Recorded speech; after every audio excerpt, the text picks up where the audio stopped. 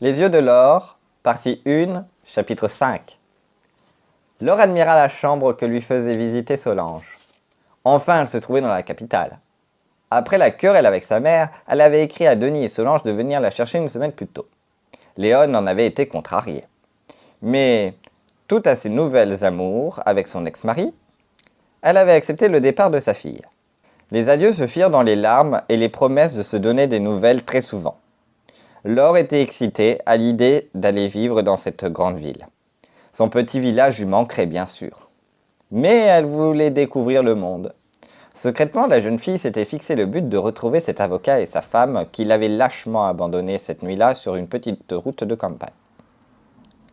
Elle n'avait pas la moindre idée sur ce qui se passerait quand elle se retrouverait en face de ces deux personnes.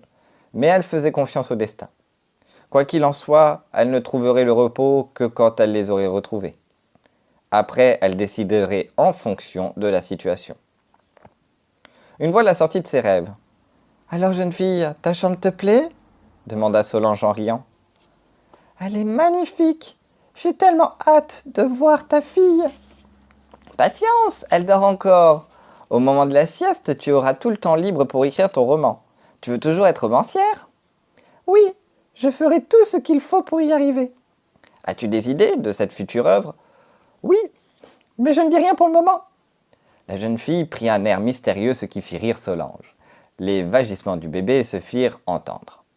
Les deux jeunes femmes se regardèrent en riant. « Voilà ma chère, ta petite amie te réclame. Viens vite la voir. » Laure entra sur la pointe des pieds dans la chambre de Chloé et resta admirative devant cette minuscule petite fille aux cheveux noirs. Ses yeux marrons exprimaient de la curiosité. Le bébé regardait la nouvelle venue et fit la moue, hésitant entre le parti de sourire ou celui de pleurer. Solange prit son enfant dans les bras et lui fit un câlin.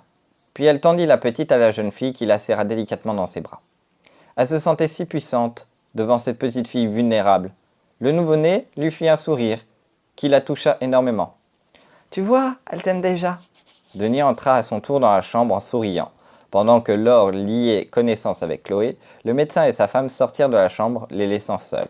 « Je crois que nous avons pris la bonne décision pour notre petite fille. J'ai toute confiance en cette jeune fille. »« Oui, elle semble remise de son accident. Mais elle n'en parle jamais. Tu crois qu'elle a tout oublié ?»« Non, mais cela doit être pénible d'en parler, » répondit Denis songeur. Laure sortit de la chambre avec la petite. Elle semblait ravie. Le jeune couple lui fit visiter le reste de la maison et lui expliqua ce qu'on attendait d'elle. Elle fut impressionnée par la taille du bureau de Denis. Les étagères étaient remplies de livres d'anatomie et de dictionnaires médicaux. En revanche, celui de Solange était plus petit et plus sobre. L'ordinateur attirait l'attention de la jeune fille. Solange surprit le regard furtif de sa jeune protégée. « Tu es prête pour ton premier cours ?» dit-elle d'un ton amusé. « Quand tu veux, pas de problème. »« Mesdames, je vous laisse avec votre ordinateur. Ma fille et moi allons faire un tour dans le parc. » Denis vêtit l'enfant et l'installa confortablement dans son landau. Quand il eut refermé la porte, Solange leva les yeux au ciel, comme si une apparition céleste allait descendre dans ce salon. « Je vais enfin respirer un peu, et grâce à toi, ma petite Laure. » Elle entoura les épaules de la jeune fille affectueusement. « Tu as l'air soucieux. Un problème ? Quelque chose ne va pas ? » ?»« C'est ma mère. Elle m'inquiète. »« Tu veux en parler ? Tu sais, je sais rester discrète. » La jeune fille expliqua les derniers événements dont elle avait été témoin chez ses parents, sans pour autant dévoiler la possession de son précieux don. « Tu n'aimerais pas que tes parents vivent à nouveau ensemble ? » ?»« Si, bien sûr, mais tu ne connais pas mon père. Il veut le beurre et l'argent du beurre. »« Et le sourire de la crémière, » ajouta la jeune femme en riant. « Oui, tout à fait. Mais je ne m'inquiète pas, car tout finira par rentrer dans l'ordre. De toute façon, je ferai un saut chez eux. » La jeune fille eut conscience de sa bévue. Solange leva les sourcils pour marquer son étonnement. « Ce n'est pas la porte à côté. »« Oui, mais je ne parlais pas aujourd'hui. » Les deux jeunes femmes se mirent à rire. Solange l'invita à prendre son premier cours d'informatique. 1 heure plus tard, l'heureux papa fut de retour avec la petite Chloé qui s'était endormie dans son landau. La soirée se passa dans la bonne humeur. Laure était vraiment contente d'être à Paris et faisait de grands projets. Elle en était même à oublier le véritable motif de sa venue dans la capitale. Vers 20 h, la jeune nourrice donna le dernier biberon à Chloé qui le but goulûment. Après l'avoir nourri, changé et mis dans son petit lit orné d'un voile rose, la jeune fille prit congé de ses nouveaux employeurs et se retira dans sa chambre. La pièce qui lui était réservée n'était pas très grande. Cependant, elle avait été arrangée avec goût. Un lit au centre. Une table de nuit assortie au mobilier se tenait à la tête du lit. La grande armoire en acajou finissait de décorer la pièce. Le sol était recouvert d'une moquette bleue, ce qui rehaussait l'ensemble. Laure s'allongea sur le lit avec une grande envie de faire voyager son esprit chez ses parents, plus par le plaisir qu'elle ressentait que par curiosité. Soudain, elle eut peur de ne plus pouvoir se passer de cette faculté qui lui était donnée. En soupirant, elle se dit que cela n'était pas dangereux, puisqu'elle avait une grande maîtrise à contrôler ses petits voyages. Une question se posait encore. Elle pouvait se déplacer dans le passé et dans le présent, mais ignorait s'il était possible de voyager dans le futur. Dans l'affirmatif, pouvait-elle changer le cours des événements? Elle ferma les yeux et se concentra sur l'endroit où elle voulait se rendre. À peine fut-elle sortie de son corps que la poignée de la porte de sa chambre s'abaissa. Laure flottait dans les airs, ne sachant pas comment réagir. « Je peux entrer, Laure? C'est Solange. Tu as oublié de mettre le doudou dans le lit de... » La jeune femme ne finit pas sa phrase et sortit affolée. La jeune fille, sans réfléchir, réintégra immédiatement son corps. Denis alluma la lumière et se précipita vers le lit. Et tâta le pouls de Laure, qui ouvrit les yeux avec peine et regarda le jeune couple avec curiosité, leur laissant croire qu'elle sortait d'un profond sommeil. « Que se passe-t-il? Tu vas bien? Tu es livide. »« Je dormais. »« Tu paraissais sans vie, » répondit Solange en s'approchant à son tour. « Je pense que tu as fait un petit malaise, mais rien de bien grave. As-tu mal à la tête? As-tu des nausées? »« Je vais bien, docteur. Je suis juste épuisée. » Convaincu, le jeune couple la laissa se reposer. Laure, ce soir-là, décida de ne pas voyager. Le lendemain était un jour important. Solange partait pour son travail en laissant la jeune nourrice prendre ses responsabilités pour garder et s'occuper de son petit trésor. Avant de partir, la jeune maman fit 1000 recommandations. « Tu sais où se trouve le lait? Pour la balade, s'il fait trop froid, ne la sors pas. Elle est enrhumée et puis... » Denis l'arrêta d'un geste de la main et fit un sourire à sa femme en la priant de faire confiance à la jeune nounou. « Arrête de t'inquiéter, Laure saura faire ce qu'il faut. Elle possède notre numéro de téléphone, elle peut nous joindre à n'importe quel moment. » La jeune maman s'excusa pour sa nervosité, embrassa sa fille et sortit avec des paroles d'encouragement pour la jeune fille qui riait en lui promettant de bien veiller sur le petit trésor en question. Denis partit 5 minutes après sa femme. La matinée se passa très vite. Laure organisa sa journée en maître. Les aiguilles de la grande pendule du salon marquaient 13 heures. Chloé était installée dans son lit pour sa sieste. Quand le téléphone sonna, la jeune fille se rendit dans le couloir pour prendre la communication. « Allô ?» dit-elle en parlant bas pour ne pas réveiller l'enfant. « Bonjour madame, pourrais-je parler à Solange ?»« Elle n'est pas là, elle a repris le travail. Je suis la nourrice du bébé. Puis-je faire une commission ?»« Dites-lui que son amie Marie a téléphoné. Je dois m'absenter une petite semaine. Nous devions dîner avec Alain et je suis contrainte d'annuler. »« Je lui ferai la commission, madame ?»« Je suis madame Marie Delage. »« Entendu, madame Delage. Je l'informerai de votre appel. »« Merci, madame. »« Mademoiselle !»« Pardon. Au revoir, mademoiselle. » La jeune fille raccrocha le combiné, puis se dirigea vers le bureau. Le début de ce roman l'attendait. Elle poussa le bouton pour allumer l'ordinateur et tout en consultant ses fiches, commença à saisir son texte. Les idées ne venaient pas. Elle tapait une ligne, puis l'effaçait aussitôt. « Décidément, écrire un roman, ce n'est pas si facile que cela. » Sans se décourager, elle continua à taper son texte pendant une petite heure. Quand elle entendit l'enfant pleurer, elle éteignit l'ordinateur et prit la direction de la chambre du bébé. Chloé était une vraie petite poupée. Elle commençait à sourire et à gazouiller. Laure la prit dans ses bras et la souleva, puis elle la serra contre elle. Après avoir nourri l'enfant, elle l'installa dans son landau pour la promenade. Le petit parc municipal situé en plein cœur de Paris était un endroit agréable. Le calme y régnait. Des mamans, accompagnées de leurs marmots, regardaient admiratives leur progéniture, effectuaient des descentes sur le toboggan. Plus loin, un bac à sable accueillait lui aussi son lot d'enfants pleurnichards qui se jetaient du sable à la figure. « Allons Mathilde, ne jette pas du sable, cela ne se fait pas !»« Ce n'est rien, la mienne le fait sans arrêt, n'est-ce pas Marion ?» Laure laissa les deux mamans se faire des politesses et alla s'asseoir sur un banc où une jeune femme fit un sourire à son approche. « Elle est mignonne, c'est bien une fille ?» demanda-t-elle en se penchant au-dessus du landau. « Oui, elle s'appelle Chloé. »« Quel âge a-t-elle ?»« 2 mois. »« C'est votre fille ?»« Non, je suis sa nourrice. » La femme se leva pour mieux admirer Chloé qui s'était rendormie paisiblement. Instinctivement, la jeune femme recula le landau, mais l'inconnue se pencha davantage admirative au-dessus de la nacelle. « Comme elle est mignonne, elle dort si bien !» Laure, un peu lasse des gousi-gousi de la part de cette femme, décida de prendre le chemin du retour. Elle remonta la couverture sur le nez de l'enfant. Le temps était beau, mais froid en ce mois de novembre. Poliment, elle salua l'inconnue et reprit sa route. Quand elle se retrouva dans l'appartement, elle se trouva nez à nez avec Solange. « Nous revenons du parc !» dit-elle en s'excusant pour le retard.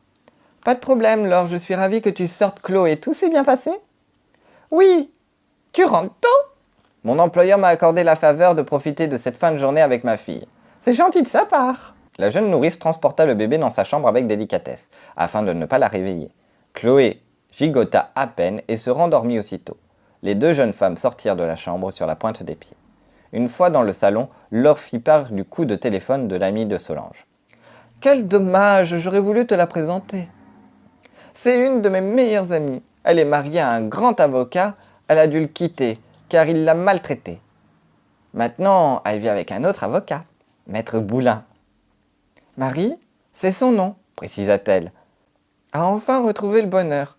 Quand tu la connaîtras, je suis sûre que vous deviendrez amis. » Le lendemain après-midi, la jeune nounou emmena la petite Chloé faire sa promenade quotidienne dans le petit parc derrière la maison. Comme la veille, la jeune fille alla s'asseoir sur le banc et fut soulagée de ne pas rencontrer l'inconnu du jour précédent, car ne sachant pas expliquer pourquoi la présence de cette femme la mettait mal à l'aise. Au bout de 10 minutes, Chloé se mit à pleurer. Laure la sortit de la nacelle et la serra très fort contre elle. Une voix se fit entendre derrière elle. « Elle a sûrement des coliques. Vous devriez la mettre sur le ventre. Cela fonctionne quelquefois. » Elle se retourna brusquement car elle n'avait pas entendu l'inconnu arriver. Comme la veille, la jeune femme s'approcha du bébé. Précipitamment, la jeune fille recoucha Chloé dans son landau. « Je m'appelle Monique.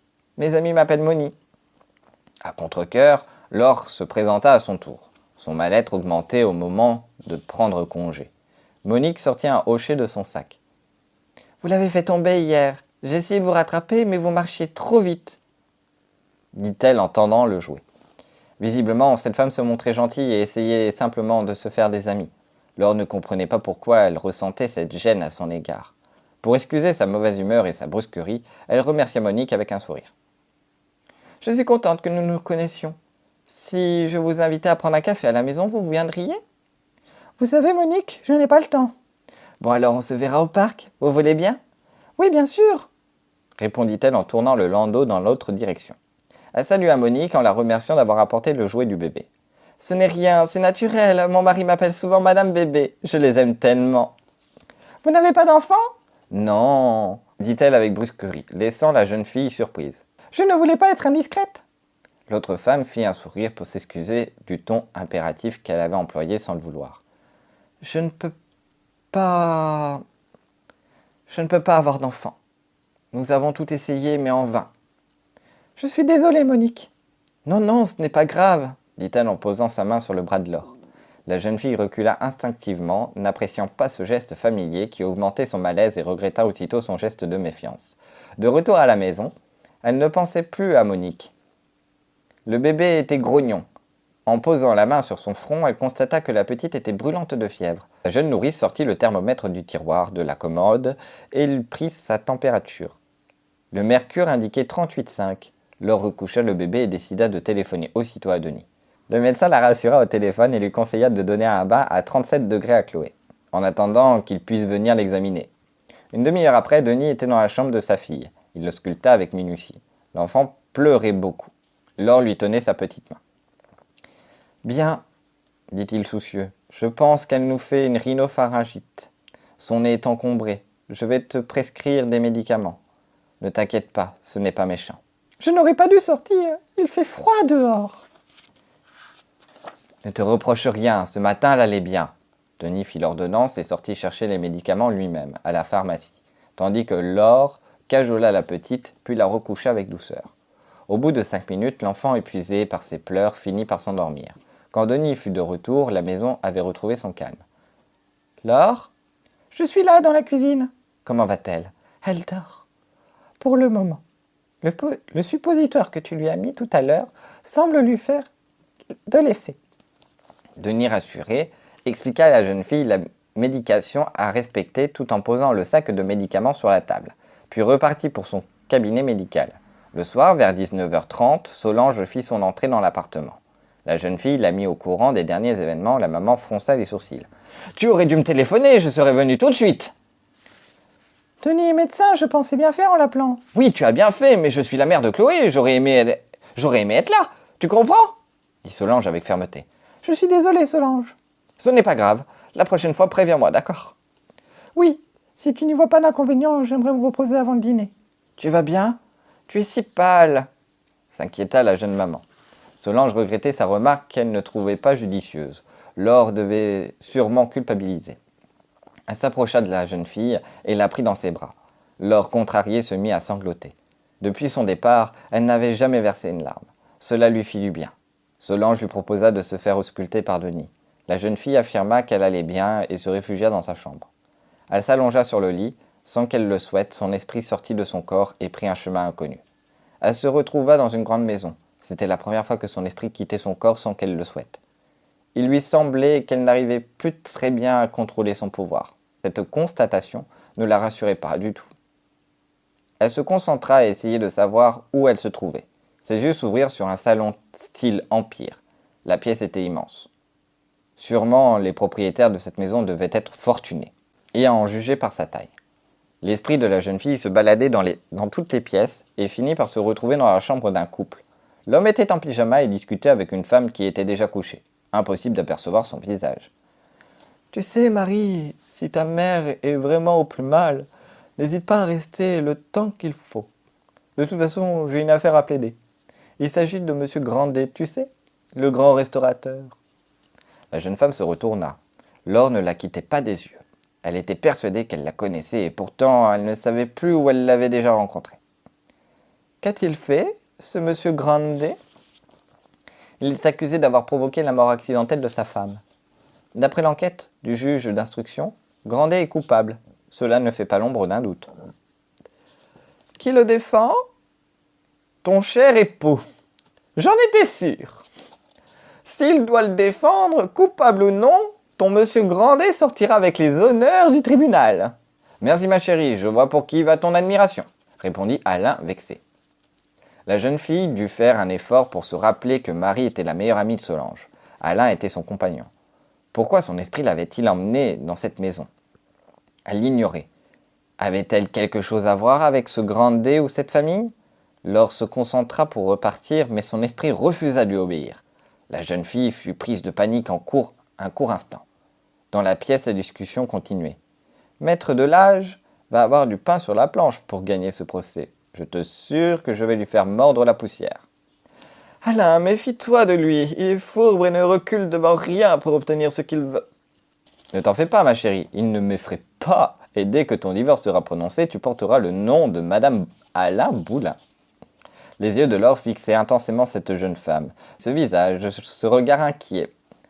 Elle était certaine de la connaître. Soudain, sans qu'elle le souhaite, son esprit prit le chemin du retour. Arrivée dans la chambre, Laure vit son corps inerte, allongé dans le lit. Et cela lui fit peur, réalisant subitement que peut-être un jour elle ne pourrait plus réintégrer son enveloppe charnelle. À peine fut-elle de nouveau dans son corps qu'elle entendit le téléphone sonner. Solange sortit de sa chambre pour aller répondre. La jeune fille comprit qu'il s'agissait de l'amie de Solange, Marie. À son tour, Laure sortit de la chambre et se dirigea vers la cuisine pour se servir un verre de lait. Peu de temps après, Solange vint la rejoindre. « Tu vas bien ?»« Oui, ne t'inquiète pas. Tout à l'heure, j'ai compris que j'avais fait une bêtise en oubliant de te téléphoner.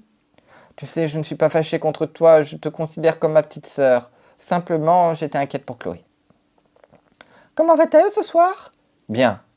Elle dort à point fermé. N'oublie pas que nous avons le meilleur des médecins sous notre toit. » Denis sortit de sa chambre en pyjama et vint rejoindre les deux femmes. Il avait les cheveux tout ébouriffés, le regard flou. Il a fière allure, notre grand praticien, dit Solange en pouffant de rire. La jeune fille se mit à rire à son tour. Denis, très vexé par cette moquerie de la part des deux femmes, leur tira la langue et repartit en direction de sa chambre. Ce geste enfantin les fit éclater de rire de plus belle. Tout en regagnant leur chambre, les deux jeunes femmes riaient encore. « Allez, au lit, jeune fille, sinon nous ne pourrons pas nous lever demain matin. » Laure s'approcha de Solange et l'embrassa. La jeune femme fut touchée et lui répondit par un sourire. En refermant la porte de la chambre, Laure eut conscience de la chance d'avoir la possibilité de vivre avec ce jeune couple. À peine fut-elle couchée qu'elle s'endormit profondément.